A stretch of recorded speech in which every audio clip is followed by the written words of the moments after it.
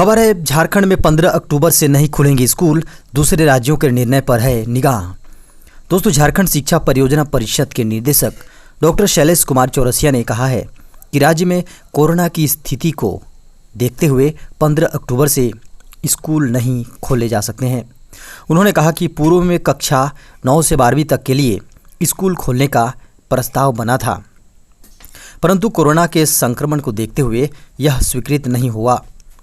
दूसरे राज्यों में किसी तरह से दूसरे राज्य में किस तरह से स्कूल खुल रहे हैं और उसका क्या प्रभाव पड़ रहा है, इसका अध्ययन के बाद ही राज्य में स्कूल को खोलने की योजना बनाई जाएगी। खबर, बच्चों के बेहतर शिक्षा के लिए झारखंड में बनाए जाएंगे 27,000 मेंटर टीचर। दोस्तों, बच्चों की शिक्षा को और अधिक बेहतर बनाने के लिए झारखंड में 27,000 मेंटर टीचर बनेंगे। ये हर बच्चे को शिक्षा सुनिश्चित कराने में महत्वपूर्ण भूमिका निभाएंगे। राज्य की सभी पंचायतों में मेंटर टीचरों की टीम होगी। मुखिया द्वारा ये टीम बनाई जाएगी। झारखंड के सरकारी स्कूलों के छात्रों को पढ़ाने के लिए सामुदायिक शिक्षा की शुरुआत की जाएगी। इसके तहत पंचायतों के मुखिया को जिम्मेदारी दी जाएगी।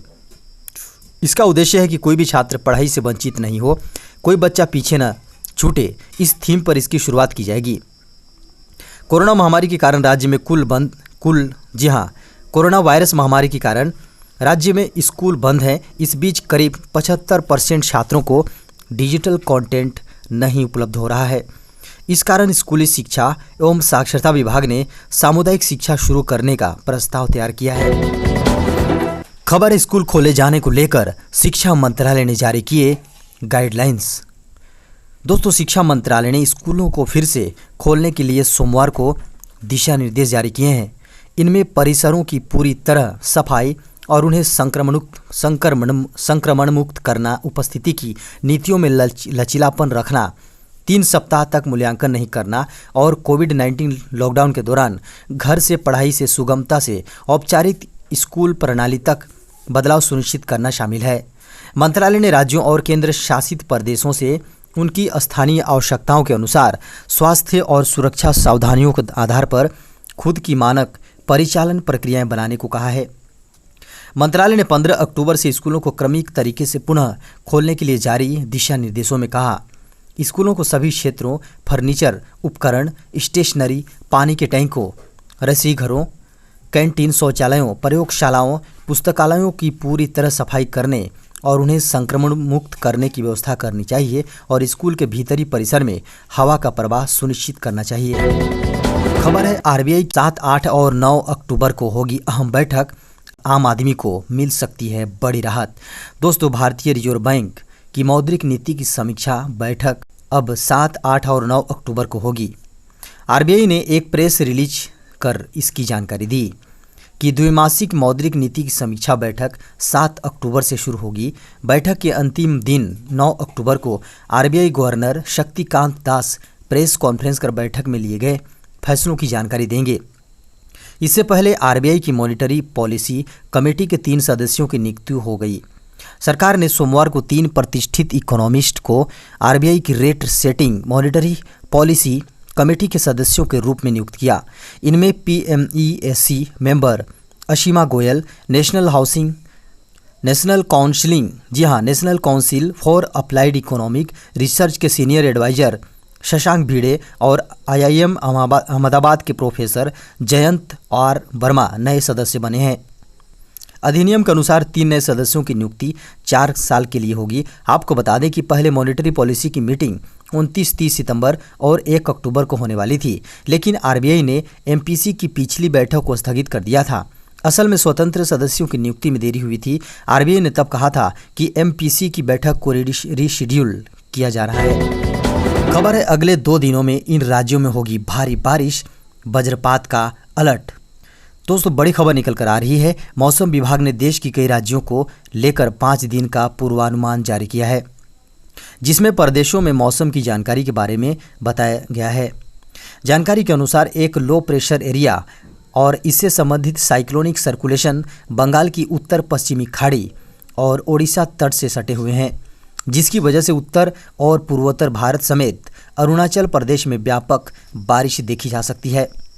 मंगलवार से शनिवार तक छत्तीसगढ़ और पड़ोसी क्षेत्रों में 40 से 50 मिलीमीटर बारिश होने की संभावना है और इसी मात्रा में पूर्वोत्तर भारत में वर्षा होगी। अरुणाचल प्रदेश में 120 मिलीमीटर बारिश होने की बात कही गई है। निम्न दबाव प्रणाली से आने वाली हवाएं और अरब सागर से आने वाली तेज हवाएं दक्षिण भारत के दक्षिणी क्षेत्रों में परिवर्तित होंगी। शुक्रवार को जब यह अंडमान सागर में प्रवेश करेगा तो यहाँ पर गुरुवार की सुबह से बारिश शुरू होने की संभावना है। शुक्रवार से द्वीप के आसपास तेज हवाओं के चलने की संभावना भी जताई गई है। आपको बता दें कि अगले 5 दिनों के दौरान देश के पश्चिम आधे भाग में अधिकतम तापमान सामान्य से अधिक या गर्म रहेगा। खबर है पीएम मोदी की इस योजना से 72 करोड़ लोगों को हुआ फायदा। दोस्तों, बड़ी खबर निकल कर आ रही है।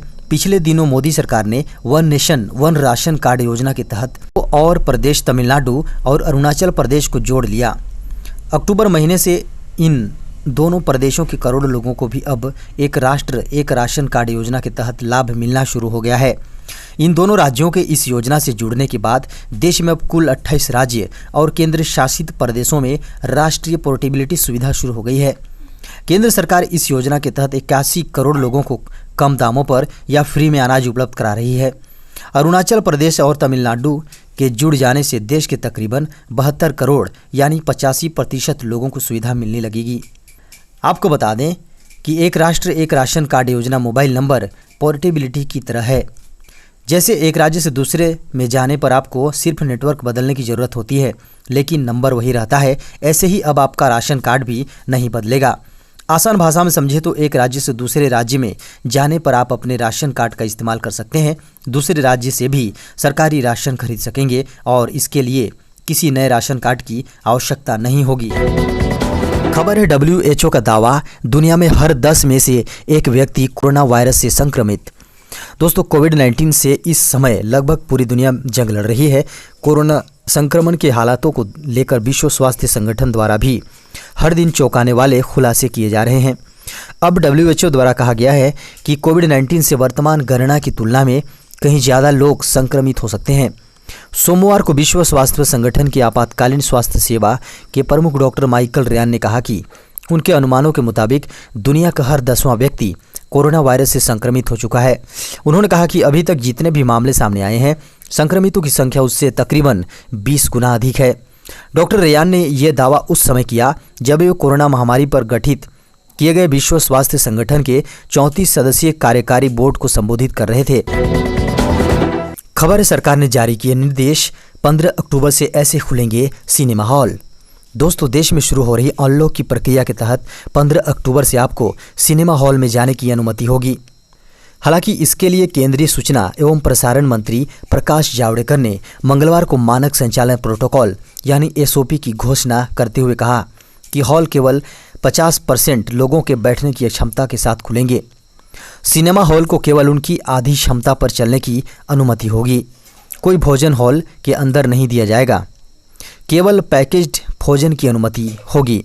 फेस मास्क और थर्मल स्क्रीनिंग होगी, यह अनिवार्य है। यदि आवश्यक हो तो आपका संपर्क नंबर लिया जाएगा। ये केंद्रीय मानक सूचना और प्रसारण मंत्रालय के द्वारा जारी मानक संचालन प्रक्रिया में जारी किए गए हैं। SOP को सरकार द्वारा घोषणा किए जाने के 1 सप्ताह बाद जारी किया गया है कि सिनेमा हॉल पिछले कुछ गतिविधियों के बीच 15 अक्टूबर से शुरू होंगे, जो अभी भी लॉकडाउन प्रतिबंध के कारण बंद थे। गृह मंत्रालय ने 30 सितंबर को कहा था कि सिनेमा थिएटर मल्टीप्लेक्स को उनकी बैठने की क्षमता का 50% तक खोलने की अनुमति होगी, जिसके लिए सूचना एवं प्रसारण मंत्रालय द्वारा SOP जारी किया जाएगा। खबर है कारोबारियों को बड़ी राहत, अब हर महीने दाखिल नहीं करना होगा GST रिटर्न। दोस्तों, सोमवार को हुई GST काउंसिल की बैठक में कारोबारियों को राहत देने के लिए कई अहम फैसले लिए गए। काउंसिल ने छोटे कारोबारियों को टैक्स रिटर्न भरने में बड़ी राहत का ऐलान किया है। अब करदाताओं को सालाना 24 की रिटर्न की जगह सिर्फ 8 रिटर्न ही भरने होंगे। रिटर्न फाइलिंग में आधार को जरूरी कर दिया गया है। GST काउंसिल की बैठक में छोटे कारोबारियों को मासिक रिटर्न भरने से राहत देने का फैसला हुआ है। वित्त सचिव अजय भूषण पांडे ने बताया कि 1 जनवरी 2021 से जिन करदाताओं का टर्नओवर 5 करोड़ रुपए से कम है, उन्हें मासिक रिटर्न दायर करने की ज़रूरत नहीं होगी, बल्कि तिमाही आधार पर रिटर्न भरना होगा। इससे कारोबारियों की टैक्स रिटर्न भरने की चिंता काफ़ी हद तक कम हो सकेगी। खबर है पेंशन को लेकर सरकार का बड़ा फैसला, इन शर्तों को किया खत्म। दोस्तों, केंद्र सरकार ने बड़ा फैसला लेते हुए रक्षा कर्मियों को बड़ी राहत दी है। सरकार ने 1 अक्टूबर 2019 से बढ़ी हुई परिवार पेंशन सेवा की अनिवार्यता खत्म कर दी है। इस बात की जानकारी रक्षा मंत्रालय ने एक बयान जारी कर दी। आपको बता दें कि डिफेंस कर्मचारियों के परिवार को EOFP देने के लिए लगातार 7 साल की सर्विस करने का नियम था, लेकिन अब इस ज़रूरत को ख़त्म कर दिया गया है। बढ़ी हुई EOFP जहां आर्म्ड फोर्स के कर्मचारियों को पिछली सैलरी का 50% है, वहीं कर्मचारियों की पिछली सैलरी का 30% होती है। मंत्रालय ने अपने बयान में कहा है कि EOFP डिफेंस कर्मचारियों को पिछले वेतन का 50% होता है और सर्विस के दौरान कर्मचारी की मौत होने की तारीख से 10 साल के लिए दी जाती है। उन्होंने कहा कि लगातार 7 साल की सर्विस की अनिवार्यता समाप्त करने की अवधि 1 अक्टूबर 2019 से लागू होगी।